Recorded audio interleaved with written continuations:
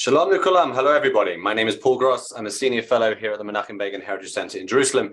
And it's my great pleasure to welcome you to the latest in our series of weekly English Zoom discussions, where I talk to a guest about usually some topic around Israeli current affairs or Israeli history or wider Jewish issues. We have a real treat today, and we'll get to the substance of that in a minute. My name is Paul Gross, as I said, for those arriving a little late.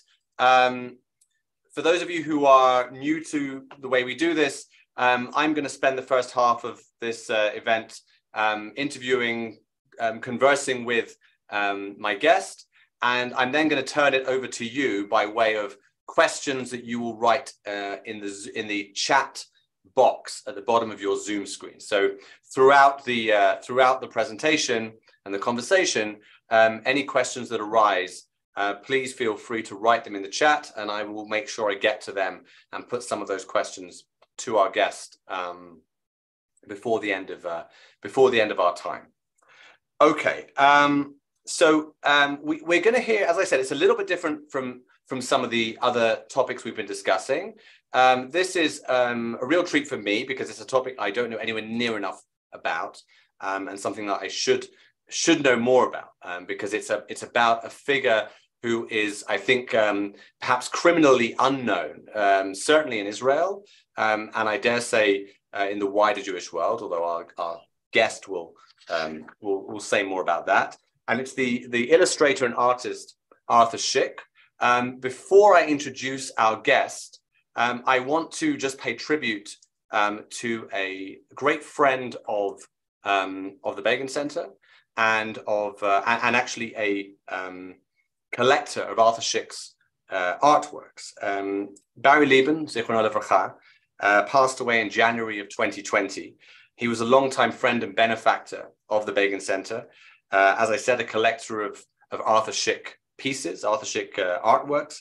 And as we're about to hear about Szyk, that he was a personal friend of Ze'ev Jabotinsky, and he used his art to fight for human rights, democracy, and the strength of the Jewish people. In the same way, or in a similar way, inspired by his Beitar roots, Barry Lieben and his wife Cindy advocated for the rights of Soviet Jewry and dedicated their lives to strengthening the Jewish people in the state of Israel. So we're very pleased to remember Barry with this lecture on Arthur Szyk, Soldier in Art. With that said, I'm going to warmly and gratefully introduce our guest today, Irvin Ungar, a congregational rabbi for 13 years. He established Historicana in 1987, which is a rare book and manuscript business specializing in historic Judaica. Shortly thereafter, he also became interested in Arthur Szyk and spent over 30 years reviving this artist's fame and legacy. Irvin Ungar is the recognized authority on Arthur Szyk's life and work. He's curated and consulted for a number of Szyk exhibitions at various venues around the world, including the New York Historical Society, the Fine Arts Museums of San Francisco, the German Historical Museum in Berlin, and the United States Holocaust Memorial Museum in DC, and also the Library of Congress, of course, also in DC. He's the winner of the 2017 National Jewish Book Award for Arthur Szyk, Soldier in Art, and the producer of 2 internationally screened documentary films about Arthur Szyk, and the publisher of the luxury limited edition of the Szyk Haggadah, which we're going to be hearing about. His most recent book, which I hope to also discuss with him, is Arthur Szyk Preserved Institutional Collections of Original Art, which we published in spring of this year. Irvin Ungar graduated from Washington and Jefferson College. He was ordained by the Academy for Jewish Religion, and he has master's degrees from both New York University and New York Theological Seminary.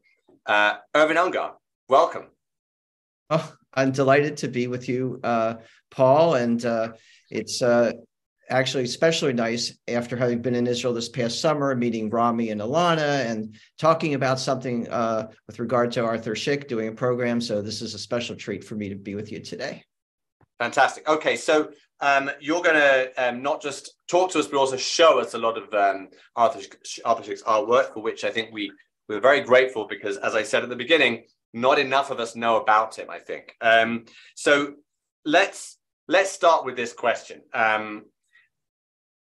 Too many people don't know about him, right? I think many people might know about his Pesach, his Passover Haggadah, or maybe they know of it. They don't even know it's by him. They've seen it and just seen this famous, beautifully illustrated Haggadah. Can you tell us a little bit about who he was, where was he born, and how he came to be this renowned artist in the United States?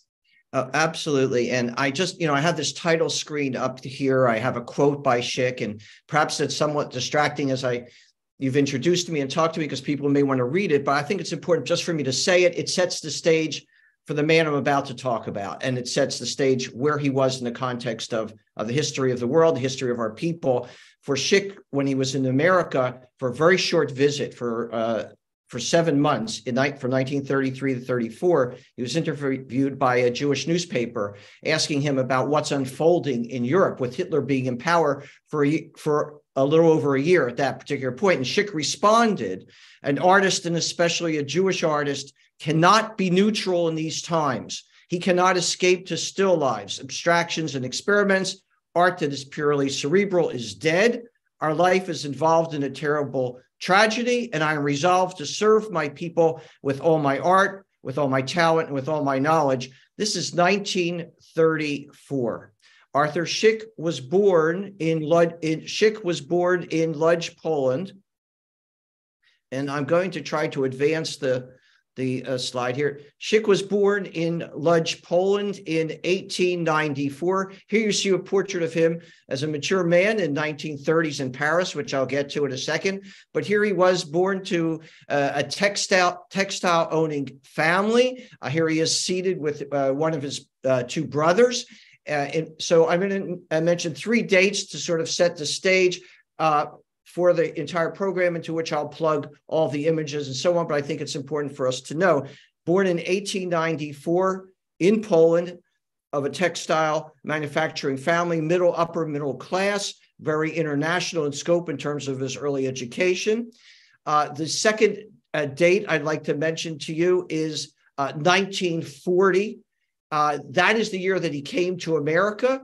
At the time that he came to the United States, he was in England for 3 years prior to that, from 1937 to 1940. In 1940, he came to America.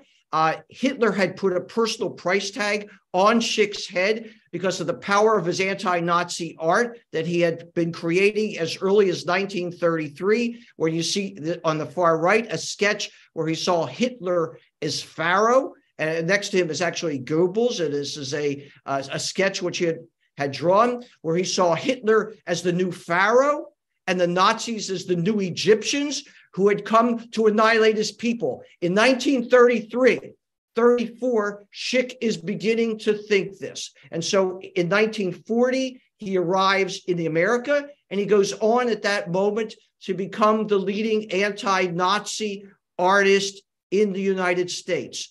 1940 also represented a year in which his Haggadah was published, the Szyk Haggadah, which was deemed by the Times of London, where it was published, worthy of being considered among the most beautiful of books ever produced by the hand of man.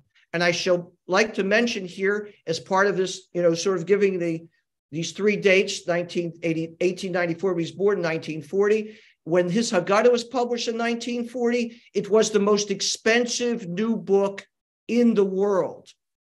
So we're talking about an artist who was well known, who was accomplishing monumental tasks and creating monumental events around his art. And some of you may be familiar with this. This is how most Jews knew Arthur Szyk during his lifetime. In America, people knew him because of his anti-Nazi art. After Szyk died, people continued to buy reproductions of his Haggadah, both in Israel and abroad. But 1940, he comes to America, and in 1951, Arthur Szyk dies in New Canaan, Connecticut. Who was this man, Arthur Szyk? As I indicated a few moments ago, I believe that he was not only one of the most significant artists during World War II, but I believe he was the single most important artist in America, calling attention to what was going on in Europe, and the leading artist for the rescue of European Jewry. And it's my task to show you why I believe that during the course of this presentation. As you will see on the far left, this is a portrait of Admiral Yamamoto.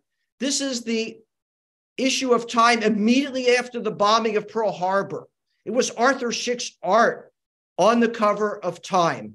And on the right-hand side, you'll see one of his works of art, which was reproduced on numerous occasions in the United States, on the front cover of programs to call attention to what was going on in Europe, pageants that were called We Will Never Die, which were held in New York at Madison Square Garden, the Hollywood Bowl in Chicago, Washington, D.C., Tears of Rage, and where a Jewish soldier is holding over his hand an American-made gun.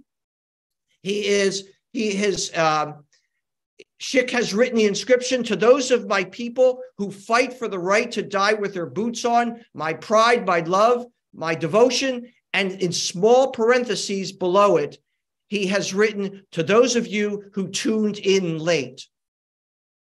Szyk is very clear about what his mission is during the war, and it's to arouse the consciousness of the American people and the Jewish community in America into what is unfolding. And this is the beginning of sharing with you a little bit of an insight into his activism, his accessibility, his availability, and the popular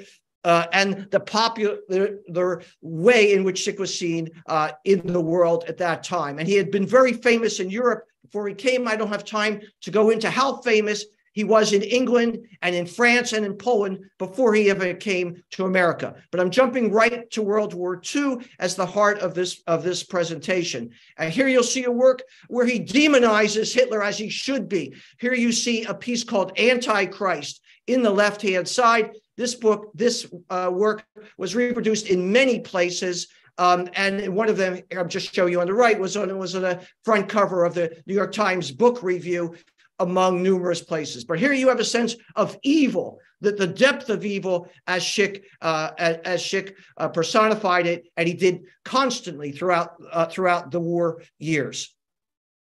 Szyk was as popular in America as Norman Rockwell was. Rockwell, by the way, and Szyk were born both the same year, 1894. While Norman Rockwell was illustrating the covers of the Saturday Evening Post on the left, Szyk was illustrating Collier's magazine. How widely seen was Szyk's art in America? 3 million copies of each issue of the Saturday Evening Post were issued. 2.5 million copies of Collier's were reproduced. Everyone who saw Rockwell saw Arthur Szyk, but I will tell you that more people saw Arthur Szyk than saw Rockwell. Before Arthur Szyk's art during the war years was exhibited at over 500 USO recreation centers. Over 1 million GIs who went overseas saw Arthur Szyk's anti-Nazi art and used it for inspiration in their fighting against the Axis, in Europe and on the Eastern Front. Szyk was well known and he was highly popular during those years, and he was respected and admired by all. GIs used to write him letters. We get inspiration. Send us more cartoons that we can put it into our jackets and carry it with us in battle. And Szyk died. And this is the third date, and I'm just sort of giving you some of the images that are surrounding that 1940 date and through the 40s. Szyk died in 1951 in New Canaan, Connecticut. And the year before he died, he illuminated the Declaration of Independence of the United States. It now resides at the Library of Congress. It was dedicated in the town in which he lived in the United States at that time, which was New Canaan, Connecticut. When he first came to America, he lived in New York City for 5 years, and in 1946 moved to New Canaan. And on July 4th, 1950, the Boy Scouts, the Girl Scouts, the marching bands, all in New Canaan, Connecticut, came to celebrate this great man of freedom, as he was designated at that time. So those are the dates: 1894, 1940 America, 1951, in which Arthur Szyk, in which he died.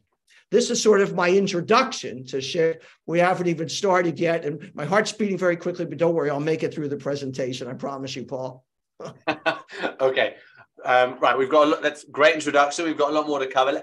Let's explore a little this this whole question of him, of how he used his art, because he once said, art is not my aim, it's my means. And you titled your book about him, Soldier in Art. So what did he mean and what did you mean? How did he use art? Okay, first of all, Arthur Szyk saw himself, let me repeat this, as a soldier in art, as a fighting artist. That was his job. And he identified himself as a soldier of art in this particular work on the far left. Now, regardless of what anyone thinks about Franklin Roosevelt and his involvement in World War II and not rescuing enough European Jews, the anti-Semitism that floated around his cabinet, let me just put this in perspective. Szyk had a job to do. It was to fight the Axis, and he saw himself as if he was in the army and had to fight, but he fought with his pen. This pen was mightier than the sword in which he used it, but he saw himself as a one-man army engaged in that fight, and he saw himself as a soldier in art, as he inscribed this work to Franklin Roosevelt, and he gave it to his wife, Eleanor Roosevelt, with whom Szyk is seen on the far right, because Szyk designed many poster stamps, and Roosevelt was a stamp collector, and Szyk was presenting his first sheet of stamps. Eleanor Roosevelt used to write about Szyk in his columns. So first of all, Szyk identified himself as a soldier in art. Here, as a one-man army, he saw himself as if he was fighting this war. And Eleanor Roosevelt wrote about him in her columns, My Day, in which she said it was as if he was on the fighting fronts for us overseas, by virtue of how powerful his art was as an instrument of war and of attacking and attempting to eradicate the enemy. This was in Click magazine, published in 1942, in which Arthur Szyk was fighting the dictators with pen, with brush, and with venom. And here you see him as bending over his work table. He was a caricaturist who applied his art to cartoons, to illuminations, and used it in a way where he used to say, art's not my aim, it's my means. And here you see him having Hitler pinned to the table. He can't escape. Goebbels, the propaganda minister, is doing a play-by-play while Szyk is trashing in the garbage can the Axis. Mussolini, Pétain, the Vichy French, and Laval are also thrown in the garbage can while he's throwing others, sheets of paper, and other Axis leaders to the ground. Here you see Goebbels, you see Hirohito, you see Himmler is on the bottom trying to escape, Szyk's trashing of them. And here he is. You see him in a fighting karate type stance. We'll hope with the idea that eventually, it didn't happen soon enough, but eventually he will be hung. And he's at the end of his rope now, Szyk declares. Of course, there was a conference that was held that was unsuccessful. Szyk had hoped that it would be more successful in stepping up the fight against Hitler. But here you see him as a fighting artist and in a pose. And I might add here that when Szyk left Europe in 1940, his mother and brother were in Łódź. They were ultimately taken to the Chełmno killing center and murdered. But in 1940, when Szyk before he came to America, he went to Canada, and he was there. He couldn't get right into America, even though he had been here for 7 months during 1933-34. When he had to fill out forms, when you're an immigrant and you come into a country, you fill out forms. What's your occupation? Szyk wrote not just artist, he wrote fighting artist. That was his occupation. And here you see him in military garb with one of his works, a self-portrait. And here we can turn now to the idea that Szyk, using art as his means, saw that his purpose, his major purpose in all of his work, was always to elevate the prestige of the Jew in the world. That's what Szyk was after. There are many Jewish artists. They create Jewish art. It's used in many ways. But Szyk wore his Jewishness right on his chest. He was a proud Jew, a proud fighter. He would back down to no one, an unassimilated Jew. And here you'll see the portrait of Trumpeldor's defense at Tel Hai, created in a very timely fashion in 1936 during the time of the Arab riots, recalling the hero from 1920 at Tel Hai who defended Tel Hai. And here Trumpeldor. Later on, this piece is repositioned during World War II, and it's referred to as the modern Maccabees. And you see it here reproduced on the cover of a magazine. I'll talk a little bit more about this magazine in a minute, but this was a magazine that was a publication of Peter Bergson and formerly Hillel Cook, who changed his name, with whom Szyk was affiliated, which we'll address later. But here you see one way in which this art was reproduced. But Szyk also, not in addition to being a fighter for his own people, to elevate the prestige of the Jew in the world, used his value system as a Jew to be an advocate for humanity at large. That is the part of the great genius of Arthur Szyk, is how he worked in both worlds, to use his Jewishness to be proud Jew, but yet people should come to understand that this is a Jew who cares about humanity at large. On the left, I have an image when he was in the US in 1934. He was asked to create the cover of the yearbook for Columbia Pictures. And in this book, you see marching figures of every race, every nationality, every ethnicity that Szyk would bring together to be marching for liberty and for freedom. That's an image I'll have to show at another presentation. But nonetheless, on the far right, this is one of his images from the book of Job, which was published ultimately in 1946 in the United States. But here you see in the center here, you see Hitler is Satan. In an earlier drawing, he had a swastika painted on his arm here. It was removed. And you see the horns here. The reason I'm showing you this piece in the context of World War II, where Szyk is fighting the Axis and he's working for the rescue of European Jewry, is because he's showing here in the bottom left all peoples who can suffer, who have suffered. Look, here's the Asian fellow down here. Here is the Jew with the yarmulke, the beard. But you'll see Christians represented here, and first people, the African American. So within this context of the book of Job, where Szyk actually in the beginning paints Job wearing a Star of David, he also is calling attention to the plight of all peoples. This is what I mean about Szyk using his Jewishness to be an advocate for humanity at large. And now, what I want to do is I want to turn to explicate one very important image among three, which has to do and focuses on Szyk's advocacy for the Jewish people and using his Haggadah to do that. Because I wanted to return to the Haggadah, and here it is. This is the dedication page to King George of England. Szyk worked on the original art from 1934 to 1936 in Lodz, Poland, and in 1937 he went to London for its publication. He decided to dedicate the Haggadah to King George VI.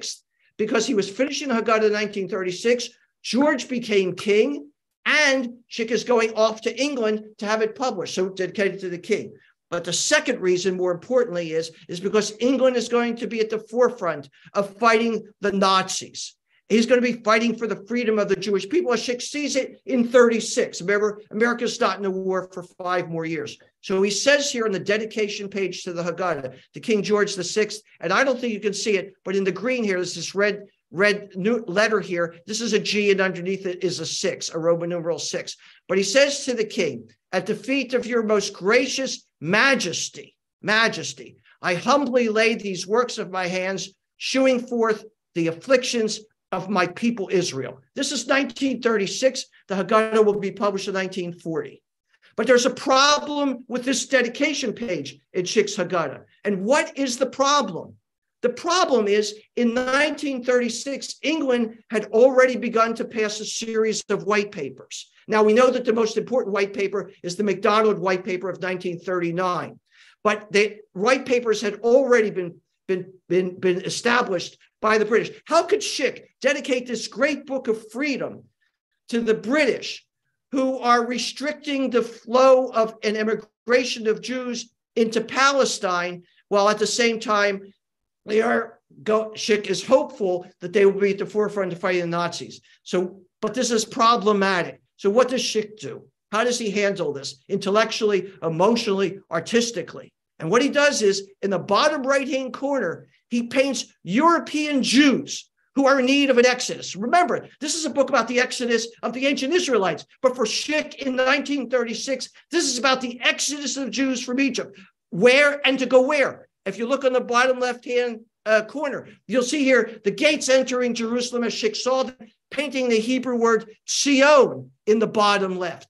The Jews who are in need of an exodus in 1936 to go to Zion. But then what does Szyk do? In the middle, this blue ship here is not a passenger ship. This is a British military ship that Szyk paints in the middle between Jews wanting to leave Europe and get to the land of Israel. And this is the dedication page that Szyk presents to the world, to King George. And by the way, when it was published in 1940, the king received the first copy. I had a copy of a letter that his librarian sent to the publishers and to Szyk, saying the king was very proud to have this for a fortnight. For 2 weeks, he kept it, showed it to everybody who came into Windsor Castle. Whether the king realized what Szyk was doing or not, we don't really know. But look, in the bottom right-hand corner, Szyk paints himself in quasi-military garb as a soldier in art, standing right by his people. That's the introduction to the Szyk Haggadah. It's a religious book for Szyk. It's a political book. It's about righteousness. It's about justice. It's about survival. It's about Jewish integrity. It's about the pride of the Jew. And this is his introduction. By the way, for those who have reproduction copies of this that were made in Israel, 1956, 57, with blue velvet covers, metal covers, and in the 60s, in the 80s, and so on, it was published in Jerusalem. They omitted this dedication page because it had to do with the British. But if people understood it, they would have kept it in there. When I republished the Szyk Haggadah in 2008, I put this page back in because it absolutely belongs. And here you see close up the exodus from Egypt, the military ship in the center, and Zion. I want to explicate another piece for you so you understand the depth and the layers and layers of meaning. And by the way, everything that she created was reproduced. This wasn't to hang over the sofa in your living room. It was to go to newspapers, magazines, billboards, flyers, handouts, poster stamps on the covers of journals, magazines. He was famous in America. You know, what happened is after he died in 1951, people forgot about Szyk. And some of you listening may have said, oh, this program sounds interesting. I know about Szyk's Haggadah, but this is his whole world. The Jewish world has not come to terms yet with Arthur Szyk. In Israel, he's virtually unknown. Many people do know him. But this is an artist of the Jewish people. This is a fighter for our people. This is from the very beginning, from his biblical text through his medieval portraits of Joseph Cairo and Maimonides. He did them all, everything. Szyk was totally aware because he not only was an artist, he was a historian. And here in De Profundis, God, Paul, I'm going to run out of time. I'm speaking so fast here, but I got so much to cover. I'm going to cover it all. Don't worry, I'll get it done. De Profundis, 1943. What do we see here? Lifeless and dying Jews. He titles this the Latin phrase, out of the depths, based on Psalm 130. Why Psalm 130? Because this is important to Jews and Christians. And Szyk wants to teach us something. He wants to move us to something. With the subtitle, Cain, where is Abel thy brother? Jesus on the far left is painted with dying Jews by Szyk, almost as if Marc Chagall, when he painted White Crucifixion, after Kristallnacht, paints Jesus in the center. It's very controversial of Jesus on the cross with Jews who have to flee, with dying Jews. But Szyk puts it here, because as if to say, were Jesus alive in 1943, he too would have been killed as a Jew. Chagall painted White Crucifixions. It's Pope Francis' most favorite work of art. Before that, Picasso painted Guernica, both documenting human tragedy. This documents human tragedy, but does something else that they don't do. And what is it? Szyk calls for accountability.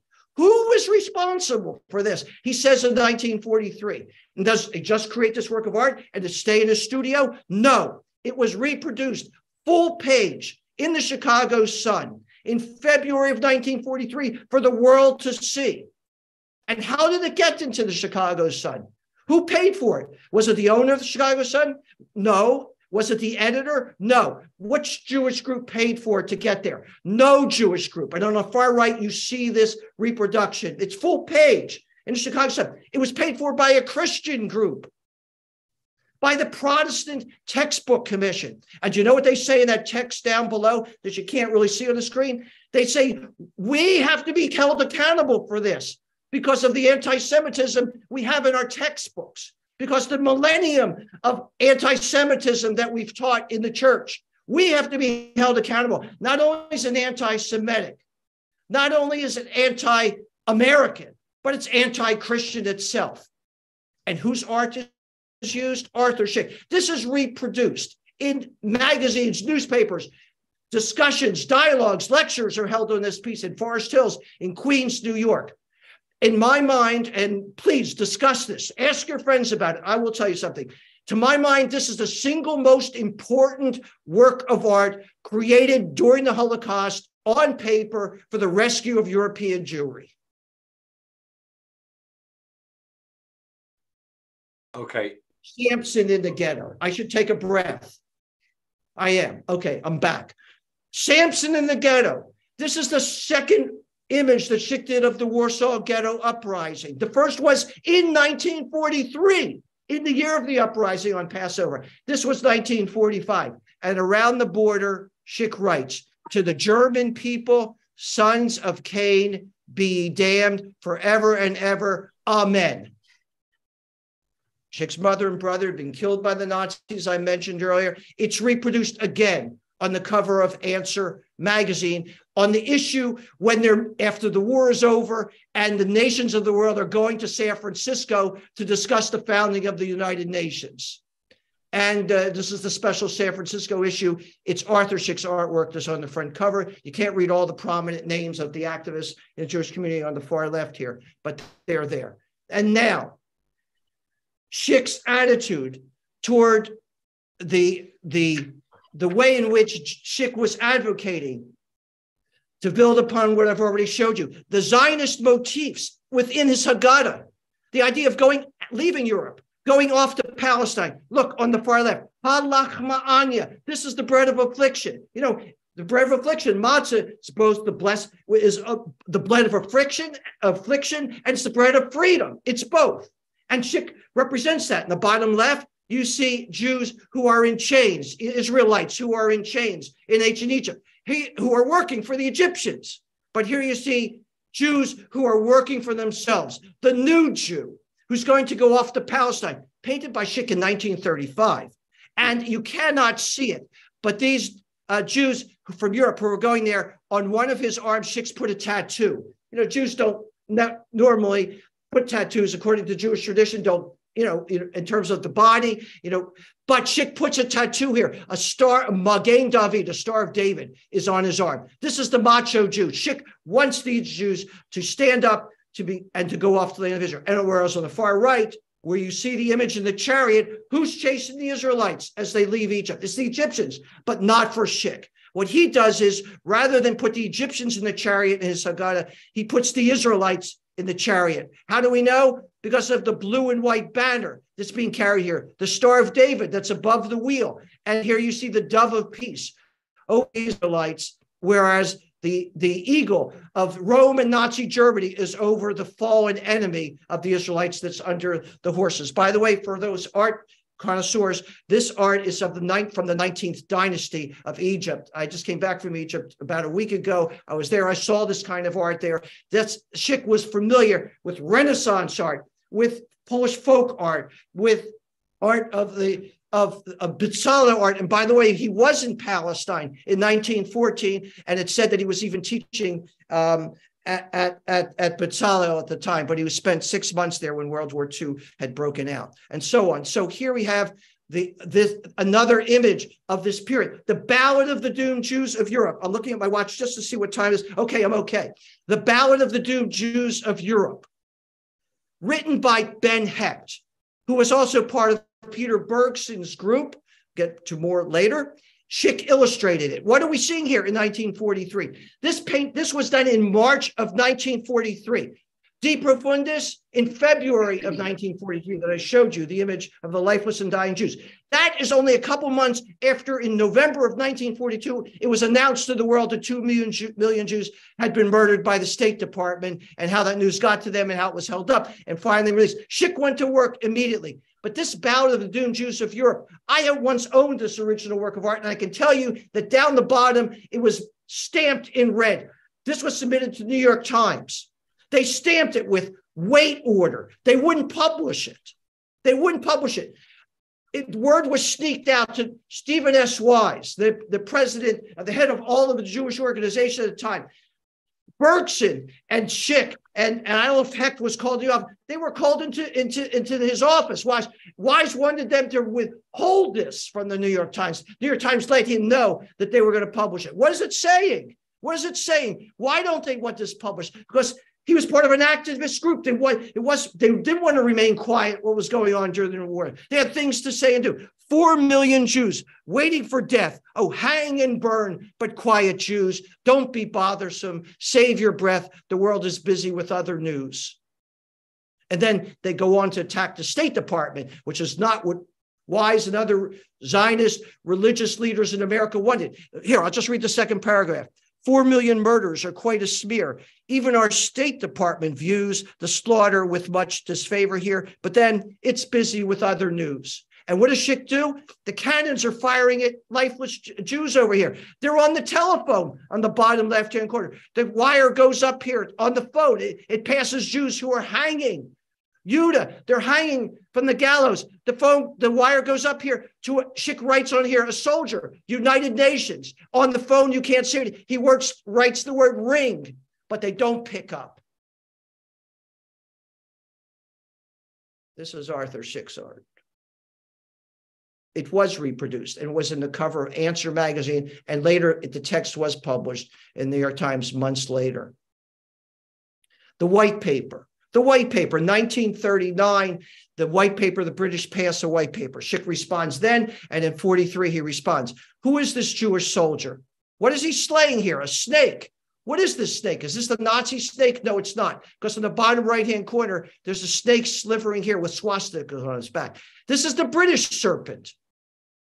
We've got several wars to fight. Ben Gurion had a fabulous quote about, fighting the British, fighting with the White Paper. You're going to fight the British as if there was no White Paper, and fight the White Paper as if there was no war. I'm not sure I got the quote exactly right, but nonetheless, it's good enough for right now. This is the White Paper. The gates of Palestine are locked over here. Sion. There's a lock that's above it. 1939. Szyk's White Paper is drawn by him in 1943. And look, during the war years, why am I talking about Szyk's activism on behalf of world Jewry? There's people on the United Jewish Appeal, it's Szyk's art on the cover. And then when he was part of Peter Bergson's group, and I keep jumping in here because I can't withhold it here, Jews could not form. They hoped to form when he came to America in the early 40s. Irvin Jabotinsky, other Merlin, and so on. They wanted to become part of the army, and they wanted their own units, a committee for a Jewish army they hoped would be formed. But Jews couldn't, so they fought under the banners of other countries until later in 44 a unit was formed. Palestine restricted. The Nazi vultures attacking, the Jews are huddled, but the gates of Palestine are locked because that 1939 White Paper said no 15,000 Jews a year can go into Palestine. After March 31st, 1944, no more Jews can go into Palestine unless the Arabs of Palestine approve of that. Szyk is shocked, enraged. He creates this work of art, Palestine Restricted, in 1944. And then later, it's repositioned in 1946 by American Jewry when a petition is made to President Truman to help ultimately support the creation of a Jewish state. It's Arthur Szyk's artwork that's used. And here it is again. And who was this man? What did he say? Did he speak only through his art? Truth is, Szyk wrote no descriptions. Listen to this. No descriptions of his art, with exception of one Collier's cover that came out called The Historic Poker Game.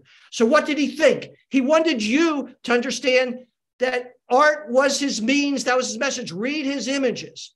But for those who also want to know what did the man have to say about Palestine, the Jewish people, these are many quotes of his that appeared in Answer magazine. If you get this, or you can see exactly what Szyk was saying. But believe me, he didn't withhold any punches. And again, thoughts on freedom again. They kept writing about him. Here he is with an earlier picture with his friend Ze'ev Jabotinsky, his mentor.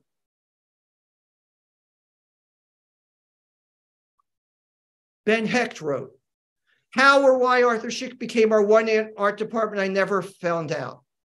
He appeared among us one day like a bonanza on a doorstep. Thereafter, he illustrated all the ads that I wrote. He drew program covers for all the pageants I invented. He drew posters and pictures for throwaways at rallies, for invitations to shakedown dinners. He worked for 8 years without pause. Nobody paid him anything, and nobody thought of thanking him. Nor was he an unknown artist who was using a cause to add luster to his name. It was already one of the most illustrious names in international art." Ben Hecht in his autobiography about Arthur Szyk. And one other piece here. Illegal passenger ship. Passenger ships trying to arrive into the land of Israel. And he puts the Mayflower on the left and one of the passenger ships, comparing the British attempt to stifle both. This was reproduced as posters, as postage stamps, put on envelopes. It was seen in numerous places and distributed. And of course, Szyk's great love of Israel and the Jewish people. I have here, I think I may just be jumping ahead in all the, you may have asked me a question, Paul, and I'm just rambling. It's fine. It's totally fine. Okay, good. Visual history of Israel. You may have seen this reproduced. 1948. And here's Eleanor Roosevelt on the right accepting one of the reproduction prints. And now, just as the work begins to come to an end, or it came to an end, the state of Israel is created. Look at the kind of artwork he creates. Here a young Israeli soldier is sitting at the feet of his grandfather, and Szyk's caption at the bottom, "Tell me, grandfather," referring to the United Nations and the peoples of the world. Why do they call them sanctions? You know, Israel continuously, I need not tell your audience about the sanctioning of the United Nations with regard to Israel. It's extraordinarily out of whack, ridiculous, a crime. And Szyk creates this in 1948. It could be published today. Tell me, grandfather, why they call them sanctions. That, my child, is the way we've lived among them for 2,000 years. And it's reproduced in a newspaper in New York, in the New York Post. His art is for reproduction, to deliver the message of the Jewish people. Look at this one, the UN Security Council. You could put this in a newspaper today. Right. Look at the tribunal here. And Szyk's caption on this is, which you can't see, it's below this. It says, "To the greatest mockery of them all, the Security Council," by the way, security is in quotes, Security Council of June 1948. Look who's sitting on the council. You've got China, you've got Syria. They're responsible for the security of the world. Belgium at the time. Szyk writes, puts in their mouths to the Israeli soldier who's in chains, who's embargoed in 1948 because Israel dared defend itself. And Szyk writes in their mouths, "Sure, we agree with you on every point, except your stubborn insistence on survival, on surviving." And here, indeed, Szyk writes, puts in the mouth of this fellow, indeed, an Arab Jerusalem is as absurd as a Jewish Mecca, 1949, Arthur Szyk. And Israel bond certificates he created. Albert Einstein's holding one of them. And here you see the proclamation of the establishment of the state of Israel. It's been reproduced several times in Israel. About this, and then I'm going to pause here, Paul, for perhaps another question or two. Concerning this, Arthur Szyk's wife, Julia, wrote in her memoirs, "When Israel was declared independent, we were at home with some friends and heard the news over the radio. Arthur cried for joy. It was a dream of his that had come true. He was the happiest man in the world. He sat down the next day and made the Declaration of Independence of Israel. It was a magnificent scroll with all the dreams of his youth Palestine was always his personal concern, and those who fought for it were like his own children. He felt like they belonged to him. Okay. I mean, we're getting this understanding, I think, of the extent of his sort of absolute commitment, his passion for the Jewish people, for the Zionist cause. Let me ask you, do you have more? Is there more that you wanted to say specifically on the Jewish Zionist stuff and the Bergson group, or do you want to move on to other things, because there were other questions? I could wrap. I think what I can do, Paul, is wrap everything up in the next 5 minutes for sure. Perfect. Of all my slides, and then we can take questions. How's that? Okay, so let's do that. Let's because I had some questions about his friendship with Jabotinsky. Good. And also Good. his opposition to injustice outside of the Jewish context as well. Fine. So let me start with that, and then I'll get to let's... Jabotinsky, and I'll conclude. Great. Good. All right. Look, Szyk cared about the African Americans. America's fighting racism abroad during World War II, right? That's what it is. The superiority of the Axis nations, of the Japanese toward the other Asians, towards Europe. The Untermenschen, the Jews should be the submensch. The Untermensch. Szyk sees racism in America, so he creates this black, white, and Jew united in common cause. So you see the Star of David fighting. This is Szyk's attention to look. There's racism in American military. Blacks and whites can't serve together to fight against racism abroad. So what does Szyk do? He creates this word, the black GI and the white GI. They're walking side by side. What is Szyk's caption? Szyk's caption is, the white GI says to the black GI, tell me, what would you do with Hitler? And the black GI said, I would make him a Negro, and I would drop him somewhere in the USA. Because that's how bad racism was. Look, in his visual history of the United States of America in 1948, Szyk paints all the great achievements of America, its industry, its gold, its inventions, and he paints its white soldiers. But look, he also reserves space for the African American, who he feels is important as part of the fabric of American life, and the Native American. And finally, one other piece about his concern for those other than Jews. Look at this piece, 1949, after World War II. He paints a black soldier, cross around his neck, Purple Heart on his chest, Ku Klux Klan over his shoulders. And then his caption is, do not forgive them, O Lord, for they know what they do. Takes the book of Luke, flips on the head. This is reproduced in the newspaper in New York. And to your points about Jabotinsky, look, this is a 1928 portrait where Jabotinsky has inscribed it to Arthur Szyk.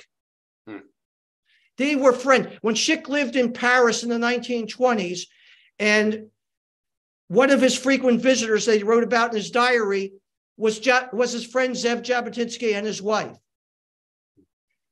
And they used to bring him news about his mother and family that were back in Poland. So they used to get together for dinner all the time. There's a sketch of Jabotinsky on the far right. And look, he illustrated a couple of Jabotinsky's books. This is the dust jacket of one of them. Some of Jabotinsky's poetry early on, Szyk illustrated as well. And look, when Jabotinsky's wife, Anya, died, and this is in the Jabotinsky Institute, there's a copy of a letter there. Szyk could not write to Anya what she and her husband meant to him. So he wrote this letter to her, although she has died, writing it for himself. What does he say? Anitchka, my dear beloved friend, he says, and he's writing this on his own stationery for himself, but to her. He says to her, I've come to say farewell to you. And so I wrote a few things to express my feelings. You have been his, Ze'ev's, faithful deputy on earth. You represented him with your usual nobility and charm. And now he called you to report to him. Tell him how much we all love and cherish his memory. Tell him that Israel is here to stay forever, after reborn by the will of God, despite the will of men. That the blasphemous attempt to steal Jerusalem is doomed to a miserable failure. For such is the will of God. May have mercy upon your soul. Amen. Farewell then, my darling friend, until we meet again, your revering friend, Arthur Szyk. Wow. Man, involved in the history of our people, an artist for our people. You know, I have other conclusions. I'm going to conclude now. Look, this was a man who created great messages in his art. This is a man who created great art. That's what I always believed about the messages in the art. But I came to realize one other thing, that behind the great art and the great messages stands the great man, the great Arthur Szyk. And that's what they wrote about him in his lifetime. The great Arthur Szyk will speak. The world famous Arthur Szyk will speak. But a man who has been forgotten, but no longer. He's back. He's here to stay. Because of you, because of the Begin Center, because of the institutions around the world, and the people who are coming to Arthur Szyk and realizing what he represents, not only for the Jewish people, but for humanity at large. Thank you very much. Okay, thank you very, very much, Irvin, for that incredible presentation with wonderful visuals, as well as your enlightened commentary. We have a few questions. Some quite sort of there's some practical questions, some questions that just require a little bit of information, I guess, which you may have. There's one question here, which is from. Let me just find this one. This is the question. It says, is it true that the Szyk version of Israel's Declaration of Independence that many of us have framed was mostly distributed as a promotional item from Maxwell House Coffee? Yeah, it was first created in 1948. It was distributed, but Lipton Tea was Lipton Tea was the sponsors of its first publication, first printing in 1948. Then later the Jerusalem Poster, I'm not sure, or Ma'ariv may have reproduced it many years later. So yes, it was promotional, but Szyk created this over a 6-month period. But its initial publication and distribution, I think, was paid for by Lipton. Okay, there's a couple of questions here I'm going to combine. There's a question from Sandra who asks, was there ever an exhibit or an exhibition of his work, and where? And Jacqueline asks, or says, it would be wonderful if the Israel Museum had an exhibition of his work and life. Has there been such an exhibition of his work and life? Is something like, is it conceivable that the Israel Museum could do something like that? Yeah, the answer is it's going to be up to the Israel Museum. They're aware of Arthur Szyk's art. I had a meeting with them this summer. I've sent materials over the past decade. Arthur Szyk, I've curated exhibitions in the United States, as you mentioned, Paul, earlier, at the Holocaust Museum, Library of Congress, the New York Historical Society, prominent museums. There has never, ever been an exhibition of Arthur Szyk in Israel. I'm hopeful that there will be. You can in America, they say, write your congressman. In Israel, write whoever you want to, talk to whoever you want. The word has to be spread. Israel needs to reclaim this son of Israel. Right. Israel needs to reclaim Szyk as its own. And it hasn't done it yet, but I'm hopeful it will. Stephen Nadler asks if there's a catalogue or book of his work. Now, I assume we're gonna turn to your book at this point, right? Yes, I would recommend this, Arthur Szyk, Soldier in Art. I happen to have a copy right next to me. Perfect. Coincidentally, and it can be purchased on Amazon. I just now wrote the link into the chat, so people if they want can already click on the link that I just put in, so they can open the tab in their browser and then turn to it when we've concluded. Look, naturally, it's on my website of szyk.com, which I encourage you to go to because it's mostly an educational site and not a promotional site, and it's filled with information. I mean, that could be ordered there, but problematic sometimes sending something to Israel. It might be easier through Amazon. I'm happy to inscribe copies if you want, and contact me. My email's there and so on.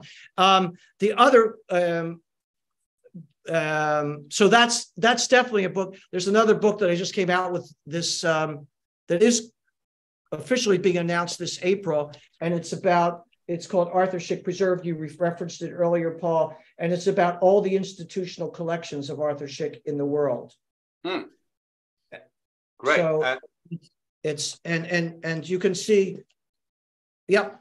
So you'll see every institution. There's 31 institutions in the world that have his art, but unfortunately, the major museums in Israel do not have his art yet.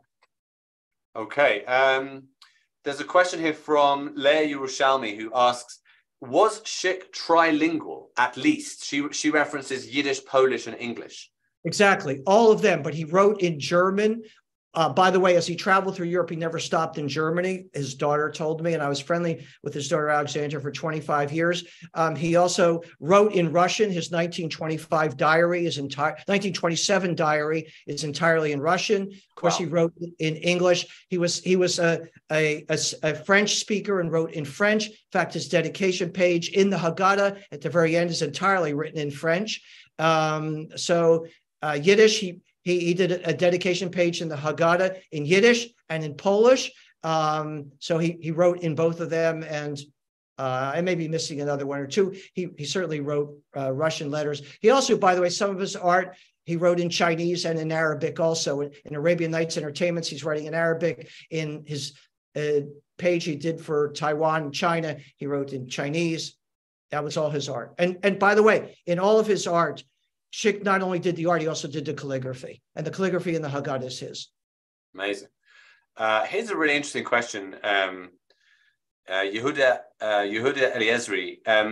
So he's positing that the reason why Szyk wasn't exhibited in Israel was the politics, was Ben Gurion's opposition to Jabotinsky and people associated with Jabotinsky. Is there some truth in that, to your knowledge? Well, how much attention has Hillel Kook and Peter Bergson really gotten in Israel? Right. It was very closely associated with him. Indeed. It may be by association that Szyk hasn't gotten the recognition. I don't know, but Szyk created plenty of works that were not part of the Bergson group as well. But it may be politics. Look, he was a big supporter of Jabotinsky. He was close with Begin. By the way, Menachem Begin, after Szyk moved from New York to New Canaan, Connecticut, before he was prime minister, well before that, Begin had visited Arthur Szyk. I'm sure they corresponded. There may be some documents in the center, but certainly they were friends and friendly. And I'm quite sure that both sharing Jabotinsky as a mentor brought them even closer. But anyhow, I hope I answered the question there, or did. Yeah, that's great. Here's an interesting one. Svi Berg, is anything known about the people who served as his models for his drawings? Some of the faces appear multiple times in different poses and situations. Excellent question. I used to ask Szyk's daughter that all the time, and I'd come to her different years under different circumstances. I don't know the answer to that. I can tell you that he did a parable of the four sons after the war was over about Jews who didn't support the creation of a Jewish state. And one of those faces is of Judge Proskauer, who at the time was part of the American Jewish Committee, which obviously has changed its position dramatically, but that face is recognizable. In his Book of Esther from 1925, and he illustrated Book of Esther twice, by the way, another time in 1950. But his Book of Esther, the woman there who was so beautiful, or Judith, who's in Szyk's Haggadah, part of the dedication page. You'll see her there. By the way, Judith and Holofernes, usually sometimes on Hanukkah lamps associated with Hanukkah. For Szyk, it's a Passover. Anyhow, she and Esther from have the face of Arthur Szyk's wife, Julia. Almost always, there's a beautiful woman whom people during the lifetime used to say, Julia is so beautiful, his wife, and he painted her over and over again.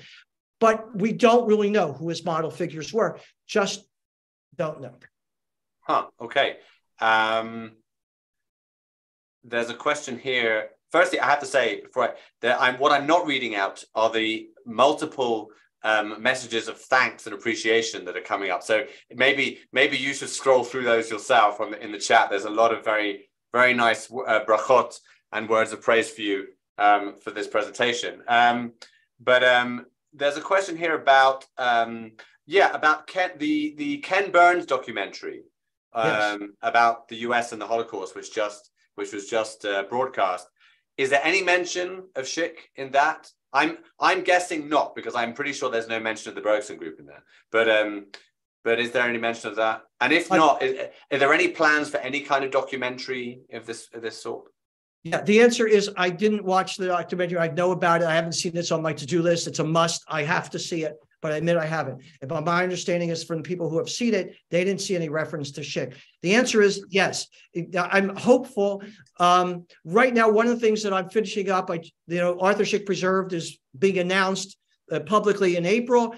I had to finish that book. I've been working on my memoirs, my life with Arthur Szyk, my journey over the past 3 decades. I'm hopeful that will be published, Mir Hashem, if I can say the phrase, within the next year or two.